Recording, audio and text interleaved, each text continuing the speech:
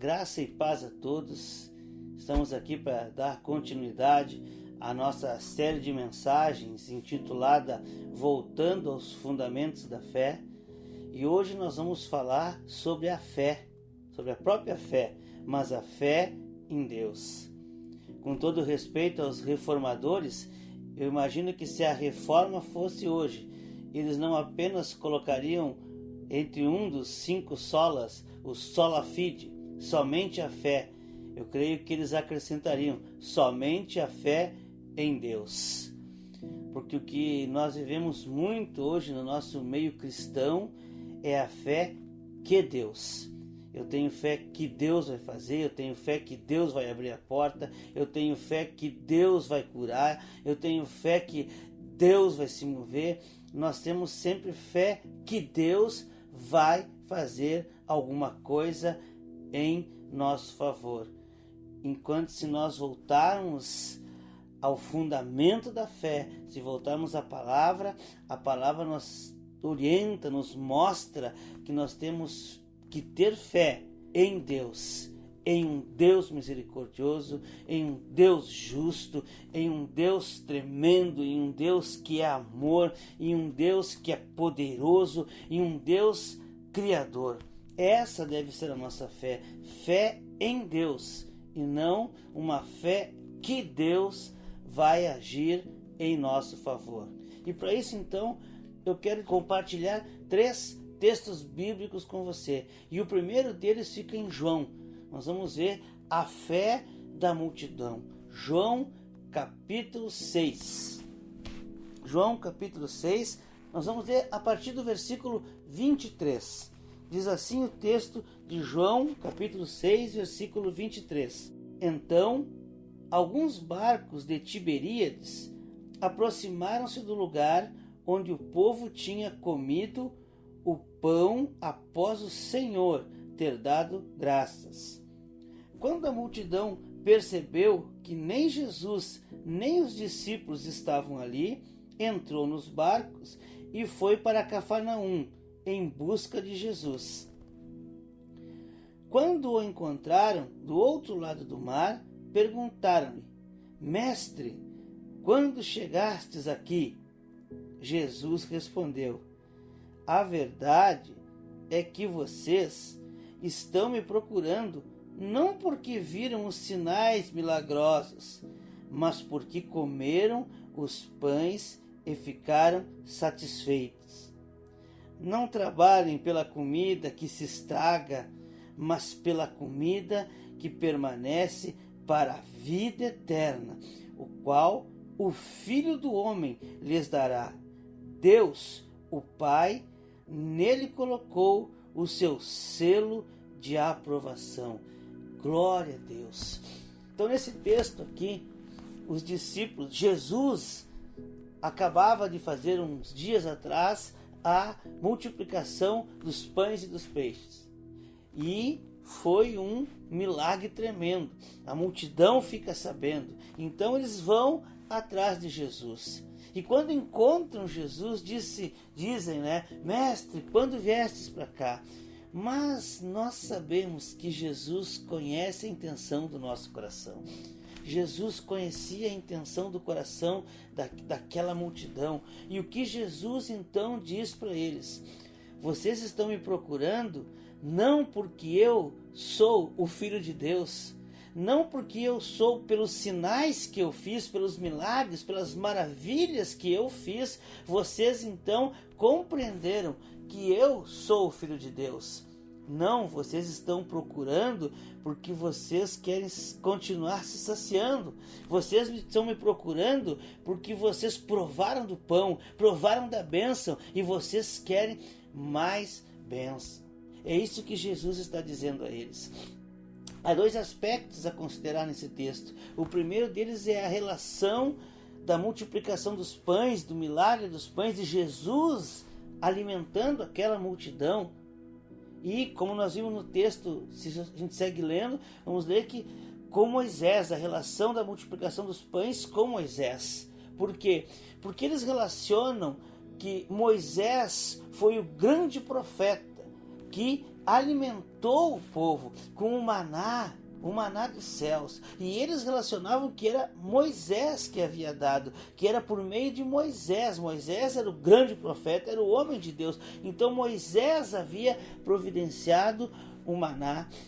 E Moisés quem foi? Moisés foi o grande libertador dos hebreus do cativeiro, da escravidão do Egito. Moisés foi o grande libertador, usado por Deus.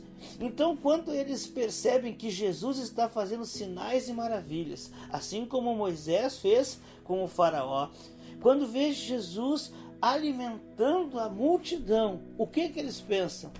Esse tem parte com Moisés, esse é profeta como Moisés, então ele será o nosso grande libertador.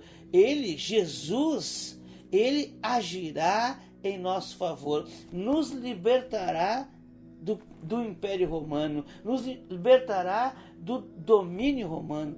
Eles fazem esta relação com Jesus, tanto é que logo após a multiplicação dos pães, Jesus tem que sair meio rápido, porque eles decidem que vão nomear ou declarar Jesus rei, e não é esse o propósito de Jesus. Então Jesus sai de cena quando faz o milagre da multiplicação. E aqui então eles encontram, Jesus percebe isso. E aqui nós vimos qual é a intenção. Jesus deixa bem claro: vocês estão me procurando por causa das bênçãos. E isso acontece muito no nosso meio. Isso acontece muito no meio cristão. Qualquer semelhança com o nosso contexto evangélico no Brasil não é mera coincidência. É a essência humana de geração em geração. Muitas pessoas, ou melhor, o ser humano busca Deus por dor.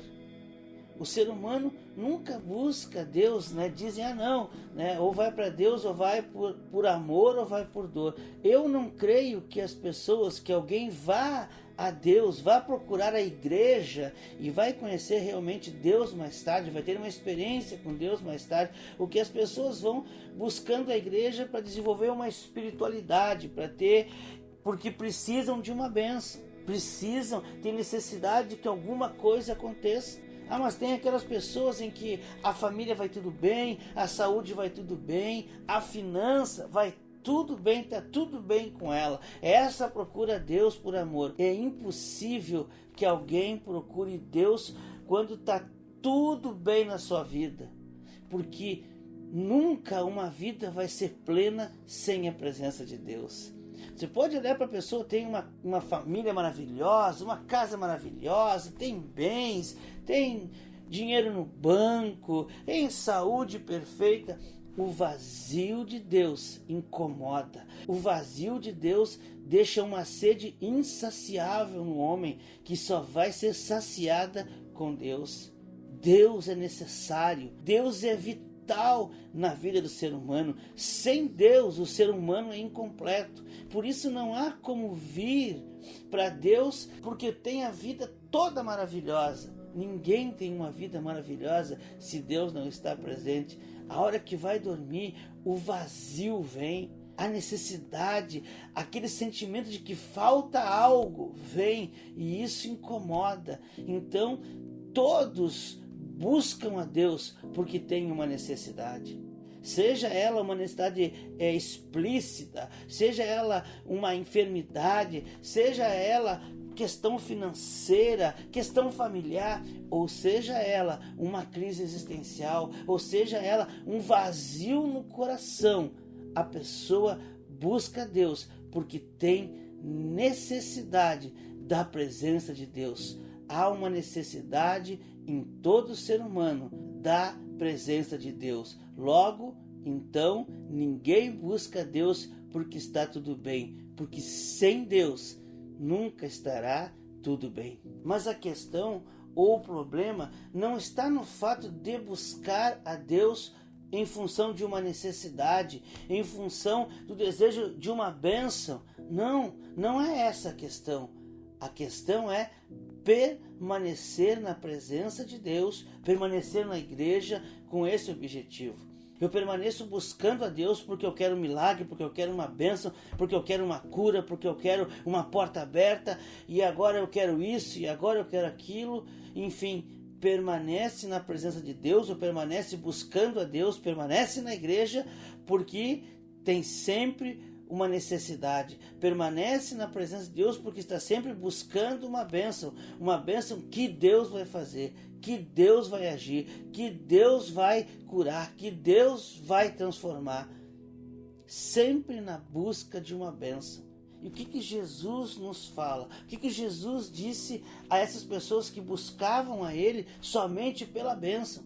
Ele diz: não trabalhem pelo aquilo que perece, mas trabalhem pelo aquilo que vocês vão ganhar ou vão levar vocês para a eternidade. O que Deus está dizendo para nós hoje, ou para a sua igreja hoje, é isso.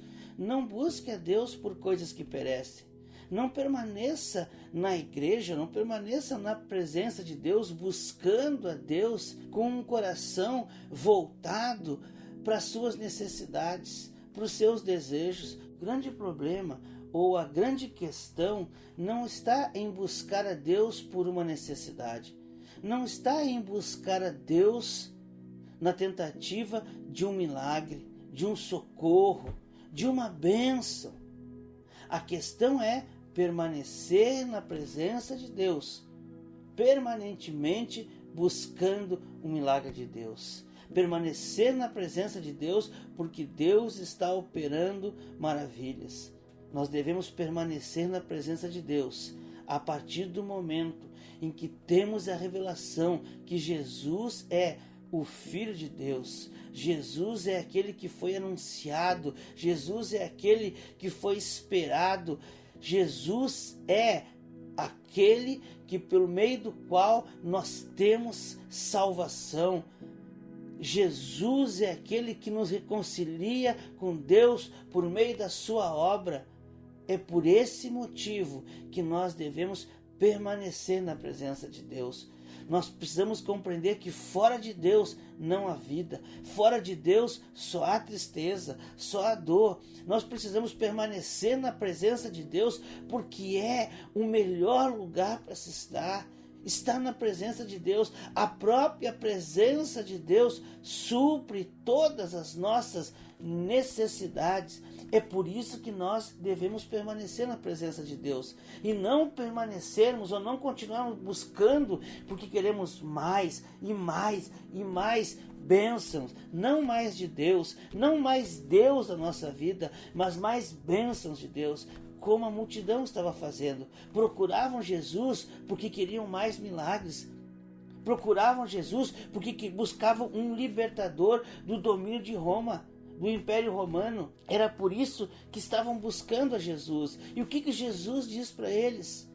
Busquem aquilo que é eterno. Ou seja, não busque a Deus por coisas materiais, não busque a Deus por coisas perecíveis, coisas passageiras. Jesus disse: isso é perecível, isso acaba. Busque a Deus por coisas que são eternas. Trabalhe pelo pão que é eterno. E mais tarde, o que Jesus diz? Eu sou o pão da vida. Nesse mesmo texto, se nós fôssemos seguir lendo, Jesus, na sua autorrevelação do eu sou, diz: eu sou o pão da vida. Busquem a mim, porque eu sou o alimento eterno. Não esses alimentos, não essas bênçãos que vocês estão procurando, que são passageiras, mas a bênção que eu sou o pão da vida. Vocês entendendo essa revelação, vocês estão ganhando a vida eterna. Então esse era a fé que a multidão tinha. Era a fé que Jesus iria fazer milagres. Era a fé que Jesus iria libertar. Era a fé que Jesus iria fazer alguma coisa. E como ele mesmo diz, vocês não me buscam porque encontraram, identificaram, reconheceram que os sinais, essas maravilhas, esses milagres apontavam para mim, selavam que eu sou o Filho de Deus. Não é por isso que vocês, não é pela revelação que vocês estão me buscando, não é porque os sinais apontam para mim, vocês querem os sinais, vocês querem a bênção.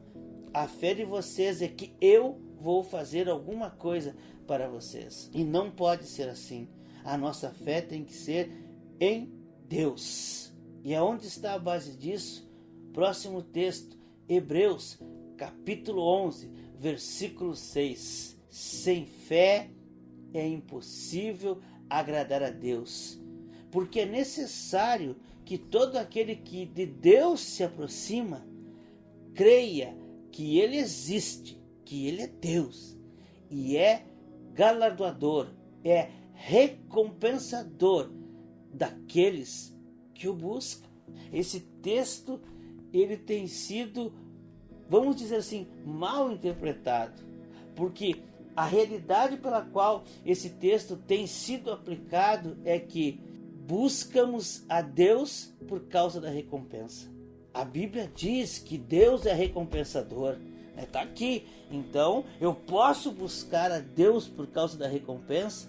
E a ideia é essa. A ideia que muitos têm é que Deus é um Deus recompensador. Eu creio que Ele existe. Então eu vou buscá-lo porque Ele é recompensador. A Bíblia, a palavra garante que Deus é recompensador.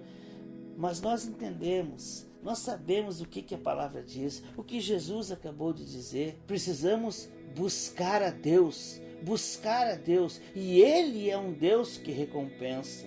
Ou seja, nós não devemos buscar a Deus porque Ele recompensa, mas sim buscar a Deus porque Ele é Deus. Porque nós somos feitos para Ele, nós somos feitos para viver na presença dEle. Não podemos continuar buscando a Deus para que Ele nos recompense. Ele não vai nos recompensar? Claro que vai. Ele é Deus, Ele é soberano. Se Ele quiser recompensar, Ele vai recompensar. Se não quiser, não vai. Mas o que Deus deseja, o propósito para o qual nós somos criados, é para estar na presença de Deus, para andarmos com Deus, fazendo Ele, abençoando Ele ou não. É isso que o próprio Jesus nos ensina. Oração do Pai Nosso. Mateus, capítulo 6, versículo 10. Venha o teu reino e seja feita a tua vontade, assim na terra como no céu. O próprio Jesus nos ensina que nós devemos buscar a vontade de Deus e não a nossa. Essa é a grande questão. Muitas vezes eu ouço, e também, muitas vezes eu falei no início da minha caminhada, não, eu tenho fé que Deus vai curar, eu tenho fé que Deus vai abrir a porta, eu tenho fé que isso vai acontecer, eu tenho fé que Deus vai fazer isso, que Deus vai fazer aquilo. E se Deus não fizer? E se Deus não curar? E se Deus não abrir a porta? Será que então é um Deus fraco? Não, ou o que se usa muito, não, Deus não fez porque tu está em pecado. Não, é que a nós talvez seja só maneira de expressar, mas às vezes é o nosso entendimento. Nós temos a certeza que se tivermos fé, Deus vai fazer. E no entanto, o que Jesus nos ensina, inclusive na oração que devemos do Pai Nosso, como devemos orar é a pergunta. E Jesus dá um modelo de oração, e nesse modelo que é o Pai Nosso, conhecido como Pai Nosso, o próprio Jesus diz, olha, que venha o teu reino e que seja feita a tua vontade, assim na terra como nos céus. E Jesus não apenas ensinou, Jesus não apenas falou, Jesus não foi apenas um discurso sobre se submeter à vontade de Deus. Jesus foi ao extremo, se submetendo à vontade de Deus. Vamos ler o último texto, Marcos, capítulo 14, a partir do versículo 34. E diz assim o texto: Ele lhes disse: a minha alma está profundamente triste, numa tristeza mortal. Fiquem aqui e vigiem. Indo um pouco mais adiante, prostrou-se e orava para que, se possível, fosse afastada dele aquela hora. E dizia: Abba, Pai, tudo te é possível. Afasta de mim este cálice. Contudo, não seja o que eu quero, mas sim o que tu queres. Glória a Deus. Então, como nós vimos, Jesus não apenas ensinou que devemos nos submeter à vontade de Deus. O que Jesus fez nesse momento em que Jesus estava no Getsemane. Jesus estava a poucos minutos, digamos assim, a pouco tempo, e ele seria preso, seria julgado e seria condenado.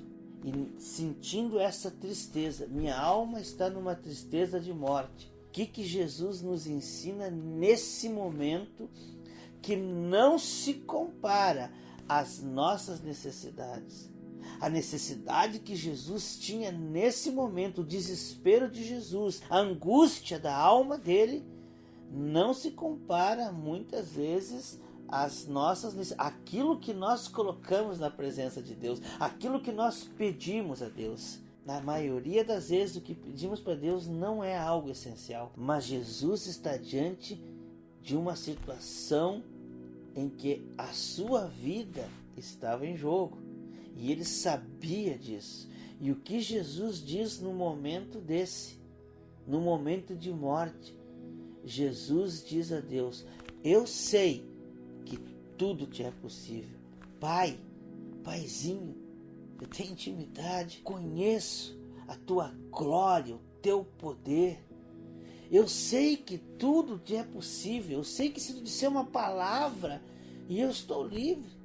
Eu sei que tu pode afastar de mim esse cálice, cálice da ira de Deus. Mas o que Jesus diz? Jesus diz que seja feita a tua vontade, sabendo que estaria afastado de Deus. Mas não é sobre isso que nós vamos falar agora, em outra oportunidade. Mas nós precisamos entender isso. O que levou a alma de Jesus a estar numa angústia de morte não era a morte física, mas o fato de ter que tomar o cálice da ira de Deus. Mas mesmo assim, Jesus diz que seja feita a tua vontade. Eu sei que tudo te é possível e eu desejo isso, mas eu quero que a tua vontade seja feita. E eu acho que com isso a mensagem fica bem clara de como deve ser a nossa fé. Jesus não disse: Pai, que tu me livre desse momento. Pai, que o Senhor, Abba, que o Senhor me livre desse momento. Não, Jesus diz: eu sei que o Senhor pode me livrar. Eu sei que o Senhor pode afastar esse cálice de mim. E o meu desejo é que o Senhor afaste esse cálice de mim. Eu não quero beber o cálice da ira do Senhor, mas eu sei que eu quero a tua vontade. Eu sei que o meu coração anseia pela tua vontade. E que assim seja também a nossa fé. Que a nossa fé seja essa. Diante de uma situação na qual você precisa desesperadamente entrar na presença de Deus e colocar na presença de Deus, não diga faça Deus, ou não creia dessa forma que você tem Deus que vai fazer. Creia que você tem um Deus que é poderoso. A nossa fé não é que Deus vai fazer, a nossa fé deve ser em Deus. Eu creio em Deus, eu creio em Deus justo, eu creio que Deus é poderoso, eu creio que Deus é amor, eu creio que Deus é misericórdia. Sabe, eu quero compartilhar algo com você. Esses dias estava orando e Deus falou comigo. Veio no meio da minha oração, veio algo diferente. Nós falamos com Deus e Deus fala conosco. E quando eu estava orando e dizendo: Deus, Pai, tem misericórdia. E quando eu fiz esse pedido, o que veio ao meu coração foi Deus dizendo: eu não tenho misericórdia, eu sou misericórdia. E aquilo, a partir daquela afirmação de Deus, muitas coisas vieram ao meu coração. Muitas vezes coloco para Deus: Deus, tem misericórdia disso, Deus. E Deus, como é que eu vou pedir para Deus ter misericórdia? Deus não tem misericórdia. Quem tem misericórdia sou eu. Às vezes eu tenho e às vezes eu não tenho. Às vezes eu sou justo e às vezes eu não sou justo. Essa é a grande diferença. Talvez por isso Deus é. Por isso Jesus fala, eu sou. Ele não está sendo. Quem está sendo sou eu. Eu às vezes estou sendo justo. Às vezes eu estou sendo misericordioso. E às vezes eu estou sendo injusto. E às vezes eu não tenho misericórdia, não sou compassivo. Eu estou sendo alguma coisa, mas Deus não. Deus é amor. Deus é misericórdia. Então, por isso nós, sabendo que Deus é amor, que Deus é misericórdia, que Deus é justo, que Deus é todo-poderoso, devemos colocar diante de Deus as nossas petições, certo de que Deus é poderoso para resolver todas elas, mas também certos de que a vontade de Deus é boa, perfeita e agradável. Então, essa deve ser a nossa fé. Precisamos voltar a esse fundamento. Precisamos voltar ao fundamento da nossa fé de que Deus é poderoso e não de que Deus vai fazer. Deus faz, Deus se move conforme a vontade dele, que é boa, perfeita e agradável. Por isso, a minha oração é que em nome de Jesus, o nosso entendimento seja esclarecido pela ação do Espírito Santo e que possamos ter essa fé, que possamos ter no nosso coração e com o nosso entendimento a fé de que Deus é e não mais agimos de acordo com o entendimento ou com a fé de que Deus vai fazer. Ele pode fazer? Pode, mas nós precisamos crer que Ele é Deus, Deus poderoso, que Ele é poderoso para mudar a situação, mas que o nosso desejo é, afinal das contas, de que Ele faça a sua vontade, que Ele cumpra a sua vontade na nossa vida, e que assim seja, e que Deus nos abençoe, e que a nossa fé nele seja fortalecida cada vez mais em nome de Jesus.